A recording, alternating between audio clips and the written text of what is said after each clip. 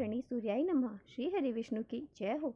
मैं नीलम आप सभी का आपके अपने चैनल प्रभु भक्ति संगीत में हार्दिक स्वागत करती हूँ। भक्तजनों, आज पौष मास के शुक्ल पक्ष की चतुर्थी तिथि है और आज दिन शुक्रवार का है। शुक्रवार का दिन माता लक्ष्मी के विभिन्न स्वरूपों को समर्पित होता है। तो आइए आज हम सबसे पहले सुनते हैं माता लक्ष्मी और श्री हरि विष्णु की बड़ी ही सुंदर सी कथा। एक समय की बात है, भगवान नारायण लक्ष्मी जी से बोले, लोगों में इतनी भक्ति बढ़ गई है कि सब नारायण नारायण करते हैं। तो लक्ष्मी जी बोली, आपको पाने के लिए नहीं, सब मुझे पाने के लिए भक्ति करते हैं। तो भगवान नारायण बोले कि लोग लक्ष्मी लक्ष्मी ऐसा तो नहीं कहते हैं। तब लक्ष्मी जी बोली, विश्वास ना हो तो परीक्षा हो जाए। तो ब्राह्मण का रूप लेकर और एक घर का उन्होंने दरवाजा खटखटाया। भगवान नारायण ने जब दरवाजा खटखटाया तो यजमान ने दरवाजा खोला और खोलकर पूछा, जी कहिए। तो भगवान बोले, हम तुम्हारे नगर में भगवान का कीर्तन करवाना चाहते हैं और कथा करवाना चाहते हैं।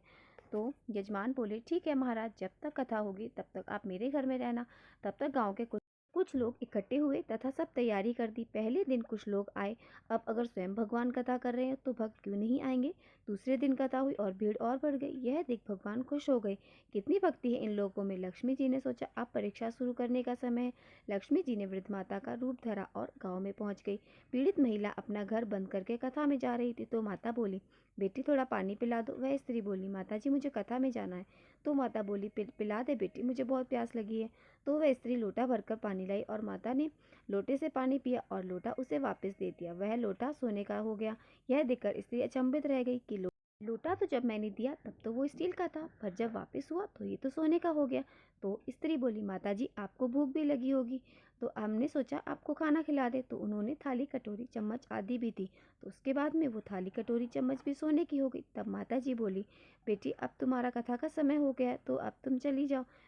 वह स्त्री कथा में आई और आसपास की महिलाओं को सारी बात बताई। वह सभी महिलाएं कथा में से उठकर चली गई। अगले दिन लोगों की संख्या कम हो गई। तब भगवान ने पूछा कि लोगों की संख्या कैसे कम हो गई। तो एक व्यक्ति बोला, गांव में एक चमत्कारी माता जी आई हैं, जिसके घर में पानी पीती है गिलास सोने का हो जाता है, थाली में खाना खाती है थाली सोने की हो जाती है। भगवान समझ गए कि लक्ष्मी जी का आगमन हो चुका है। इतने में देखा कि वहाँ पर सेठ जी चले आ रहे हैं कथा में। तो माता के पास पहुँचे और बोले, माता मैं तो भगवान की कथा का आयोजन कर रहा था, आपने मेरे घर को क्यों छोड़ दिया। माता बोली, मैं तुम्हारे घर में सबसे पहले आने वाली थी, लेकिन देखा तो तुम्हारे घर में कथा चल रही है और कथावार भी तुम्हारे घर में ही ठहरे हुए हैं। यह सुनकर सेठ जी बोले, बस इतनी सी बात, मैं अभी उन्हें किसी धर्मशाला में ठहरवा देता हूँ। जैसे ही भगवान घर आए तो सेठ जी बोले, महाराज अब आप अपना बिस्तर समेट ले, क्योंकि आपकी व्यवस्था मैंने धर्मशाला में करवा ली है। भगवान जी बोले, अभी तो कथा को 45 दिन बाकी हैं। सेठ जी बोले, नहीं आप जल्दी कीजिए, किसी और मेहमान को ठहरना है।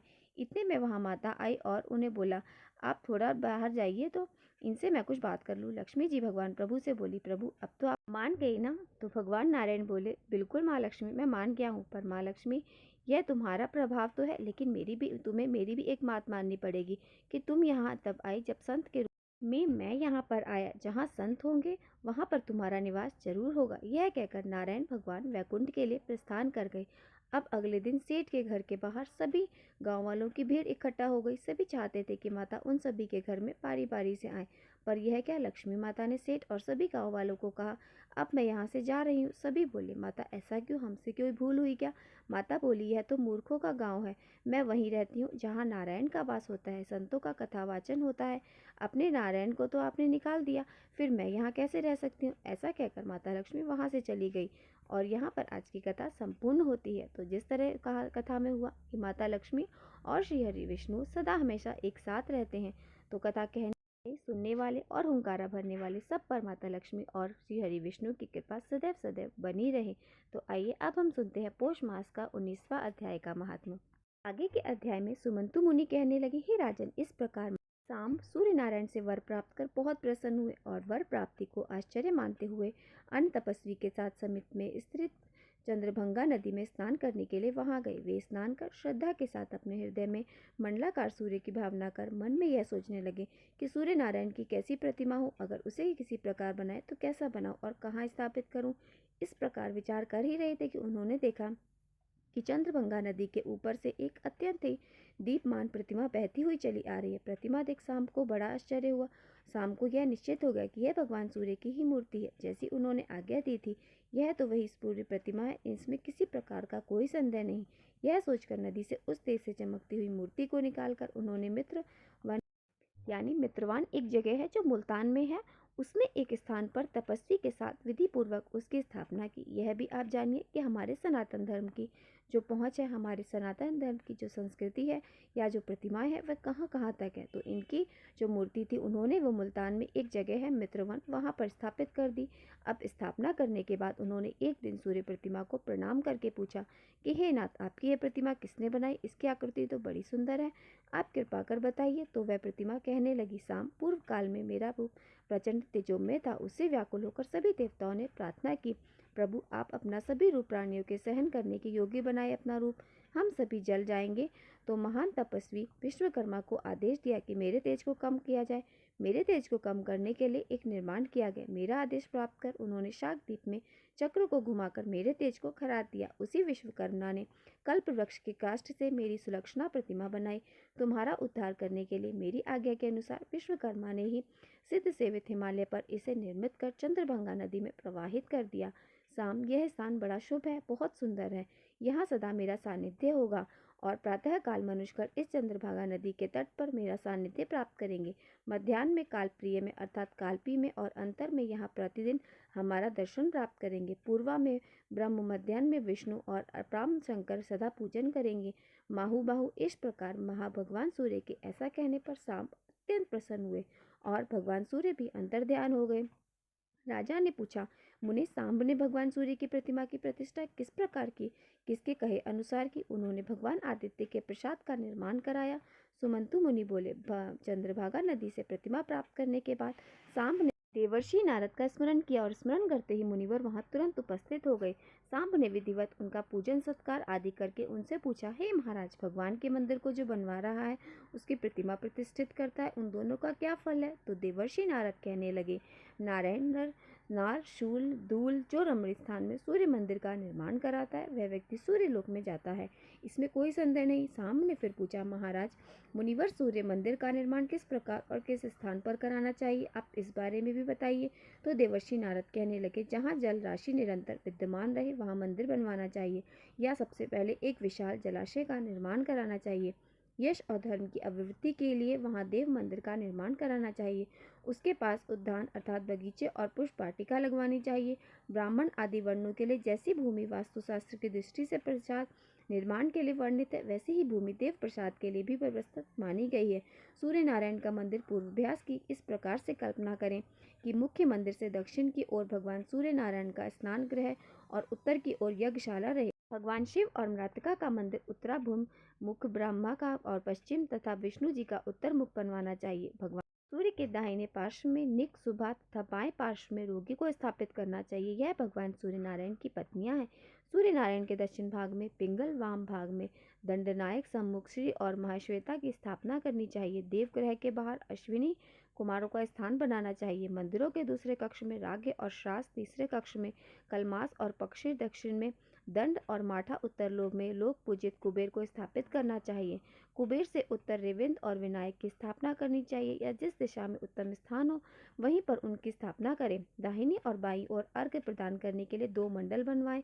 उदय के समय दक्षिणी मंडल और अस्त के समय वाम मंडल में भगवान को अर्घ्य दे।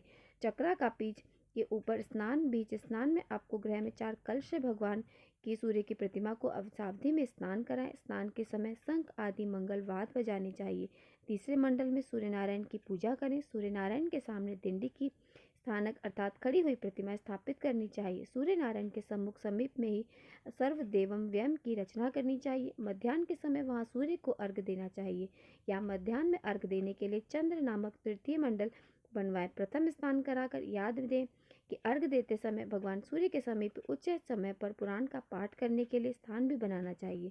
यह देवताओं के स्थान का स्थापन का विधान है। ग्रहराज और सार्वतोभ्रत, यह 2 प्रसाद सूर्य नारायण को अतिशय प्रिय हैं। नारद जी बोले, साम, अब मैं विस्तार के साथ प्रतिमा निर्माण का विधान भी बतलाता हूँ, ध्यानपूर्वक सुनो। भक्तों के कल्याण की अभिवृद्धि के लिए भगवान सूर्य की प्रतिमा 7 प्रकार की बनाई जा सकती है।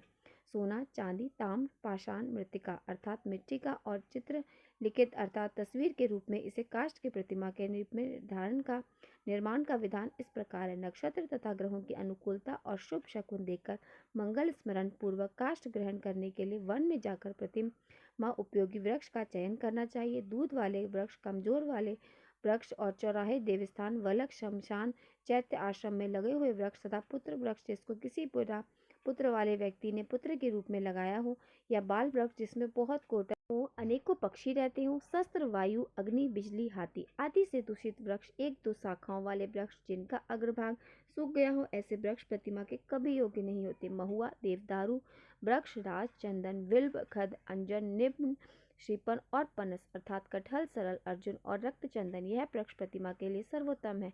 वर्णों के लिए भिन्न भिन्न काष्ठ का विधान बताया गया है। अभिमत वृक्ष के पास जाकर वृक्ष की पूजा करनी चाहिए। पवित्र स्थान एकांत केश अगर शून्य, पूर्व और उत्तर की ओर स्थित लोगों को कष्ट न देने वाला, विस्तृत सुंदर शाखाओं और पत्तों से समृद्ध, सीधा वर्ण, शून्य तथा त्वचा वाला वृक्ष शुभ होता है। स्वयं गिरे हुए या हाथी से गिरा हुए, शुष्क होकर अग्नि से जले हुए, पक्षियों से रहित वृक्ष का प्रतिमा निर्माण में उपयोग नहीं करना चाहिए।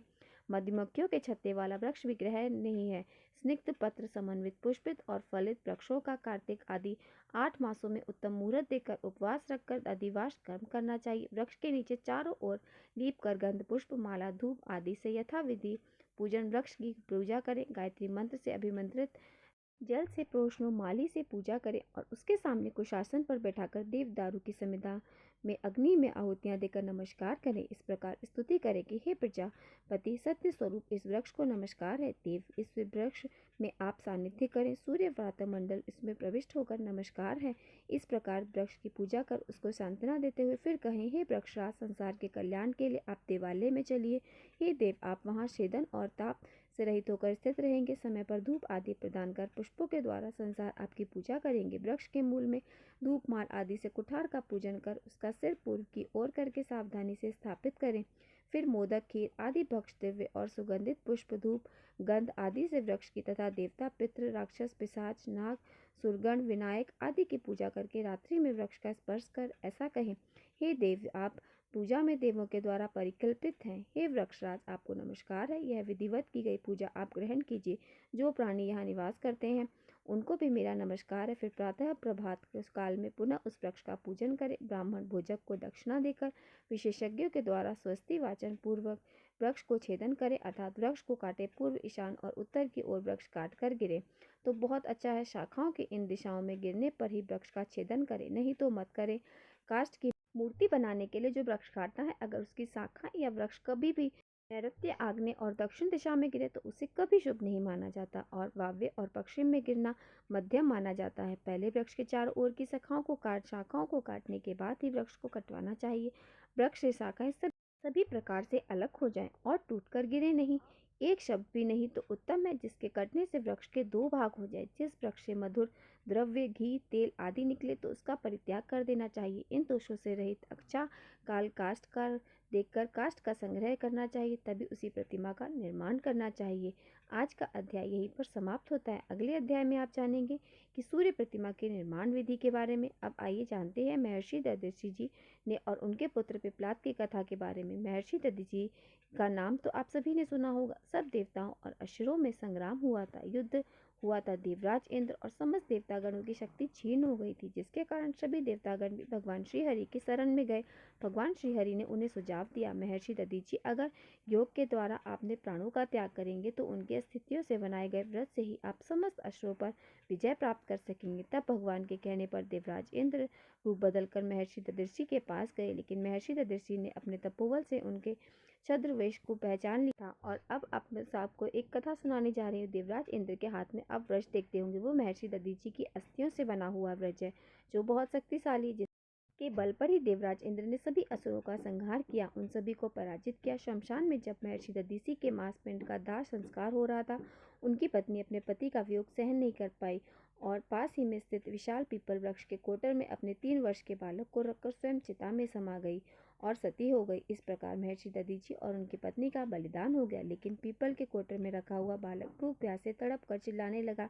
तब खाने के लिए कोई वस्तु नहीं मिली तो कोटर में गिरे हुए पीपल को के गोंद यानी कि जो पीपल के फल हैं उन्हीं को खाकर बच्चा बड़ा होने लगा। फिर बाद में पीपल के पत्तों और फलों को खाकर बालक का जीवन किसी प्रकार सुरक्षित रहा। एक दिन देवर्षि नारद वहां से गुजरे। नारद ने पीपल के पेड़ के कोटर में बालक को देखा, उसका परिचय पूछा तो नारद बालक से पूछने लगा कि हे बालक, तुम कौन हो तो उल्टा बालक मुनि से प्रश्न करने लगा, मैं भी तो यही जानना चाहता हूँ कि तुम कौन हो। तो नारद कहने लगा, अच्छा तुम्हारा पिता कौन है, तुम्हारे जनक कौन है। बालक कुछ नहीं जानता था तो मुनि से कहने लगा, मुनिवर मैं भी तो यही जानना चाहता हूँ कि मेरे पिता कौन है। तब देवर्षि नारद ने ध्यान से उस बालक को देखा। ध्यान से देखने के बाद आश्चर्यचकित होकर देवर्षि नारद ने उस बालक को कहा कि बालक तुम तो महर्षि दधिर्षि के पुत्र हो। तुम्हारे पिता की स्थितियों का वृक्ष बनाकर ही देवताओं ने असुरों पर विजय प्राप्त की है। नारद जी ने बताया कि तुम्हारे पिता दधिर्षि की मृत्यु मात्र 31 वर्ष की आयु में हो गई थी। यह बात सुनकर बालक बहुत हैरान हुआ। महर्षि से प्रश्न कर बैठा, मुनिवर मेरे पिता की अकाल मृत्यु का कारण क्या था। देवर्षि नारद कहने लगे, पुत्र तुम्हारे पिता पर शनिदेव की महादशा थी। तो बालक कहने लगा, मुनिवर फिर बताइए, मेरे पिता के ऊपर आई विपत्ति का कारण तो शनिदेव की महादशा थी, किंतु मेरे ऊपर आई विपत्ति का कारण क्या था। नारद जी कहने लगे, शनिदेव की महादशा ऐसा देख देवर्षि नारद ने पीपल के पत्तों और गोंद को खाकर जीने वाले जीवित रहने वाले उस बालक का नाम पिपलाद रखा और उसे शिक्षा दीक्षा देकर दीक्षित किया। देवर्षि नारद के बाद जाने के बाद बालक पिपलाद ने नारद जी बताए अनुसार ब्रह्मा जी की घोर तपस्या कर उन्हें प्रसन्न किया। ब्रह्मा जी ने जब बालक पिपलाद से वर मांगने को कहा तो पिपलाद ने अपनी दृष्टि मात्र से किसी भी व्यक्ति को जलाने की शक्ति मांग ली। ब्रह्मा जी से मिले वरदान पर सबसे पहले पिपलाद ने शनिदेव का आवाहन कर अपने सामने उन्हें प्रस्तुत किया। सामने पाकर आंखें खोली, उन्हें भस्म करना शुरू कर दिया। शनिदेव का पूरा शरीर जलने लगा, जिससे ब्रह्मांड में कोलाहल मच गया। सूर्य पुत्र शनि की रक्षा में सारे देवता विफल हो गए। सूर्य देव भी अपनी आंखों के सामने ही अपने पुत्र को जलता हुआ देखकर श्री ब्रह्मा जी उन्हें बचाने हेतु विनय करने लगे। फिर ब्रह्मा जी स्वयं पिपलाद के सामने पधारे और शनिदेव को मुक्त करने की बात कही, किंतु पिपलाद इस बात के लिए तैयार नहीं हुए। तब ब्रह्मा जी ने एक के बदले 2 वरदान मांगने को कहा उनसे।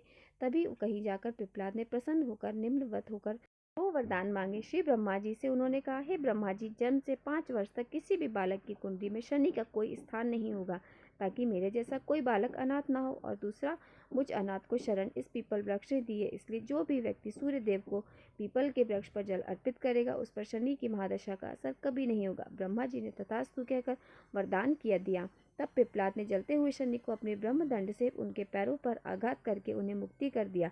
शनिदेव मुक्त तो हो गए, किंतु दंड से उनके पैरों पर आघात पहुंचा, जिससे शनिदेव के पैर क्षतिग्रस्त हो गए और वे पहले जैसे तेज चाल से चलने लायक नहीं रहे। इसलिए तभी से शनिदेव शनिचर चरते हुए शनिचर अर्थात जो धीरे धीरे चलता है वही शनिचर है ऐसा कहलाए। और शनि आग में जलने के कारण काली काया वाले अंग भंग रूप में हो गए। यही कारण है कि शनिवार के दिन शनि देवता और पीपल के वृक्ष की पूजा एक साथ की जाती है। यही कारण है कि शनिदेव की मूर्ति हमेशा काले रूप में होती है। श्री हरि विष्णु की जय हो। ओम गणि सूर्याय नमः। आज का अध्याय बस इतना ही। इसके आगे का वृत्तांत आप सभी अगली वीडियो में जरूर सुनिएगा। तो मिलते हैं हम आपसे अगली वीडियो में। अगर वीडियो पसंद आई हो तो वीडियो को लाइक और मेरे साथ जुड़े रहने के लिए चैनल को सब्सक्राइब अवश्य कर लीजिए। ओम सूर्याय नमः।